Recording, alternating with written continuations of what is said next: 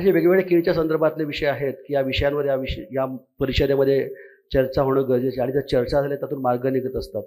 आणि मला असं वाटतं, की जेवढ्या आपण ह्याच्यामध्ये जसं कलेक्टर साहेबांनी सांगितलं, की आपल्याला स्वतःला ब्रँड एम्बेसेडर शोधावं लागणार आहे केळीसाठी.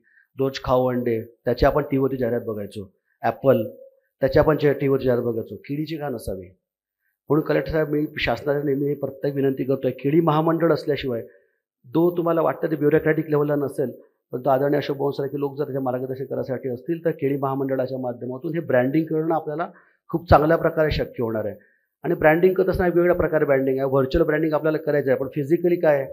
जसं त्यांनी सांगितलं, की आजच्या कार्यक्रमाच्या नंतर आपण केळी घ्यायची आहे.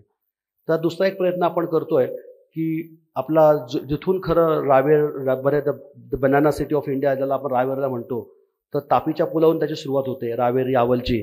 तर तिथे आपण एक बनाचा खूप मोठा स्कल्पचर आपण बनवतोय, की ते माणूस तिथे सेल्फी घेईल, लक्षात येईल, की नाही मी या एरियात भेट दिली. आपल्या स्वतःला कौतुक नसेल, तर बाहेरचे लोक कदाचित तिथे येतील.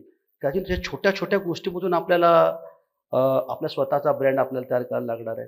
केळीचे प्रोडक्ट्स आहेत. बाजूला ज्यावेळेला आपण रस्त्याच्या साईडला जातो, आज अनेक वेफर्स बनवणारे त्या बाजूला आहेत.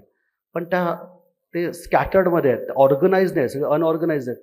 त्याला ऑर्गनाइज कशाप्रकारे करू शकतो? त्यांना कुठल्या प्रकारची आपण काही करू शकतो, काही जेणेकरून जाताना त्या बाजूला चोरवडला आणि या बाजूला अकलूजला जाताना काहीतरी केळीचे पदार्थ माणूस जाताना घेऊन जाईल जळगाववरून.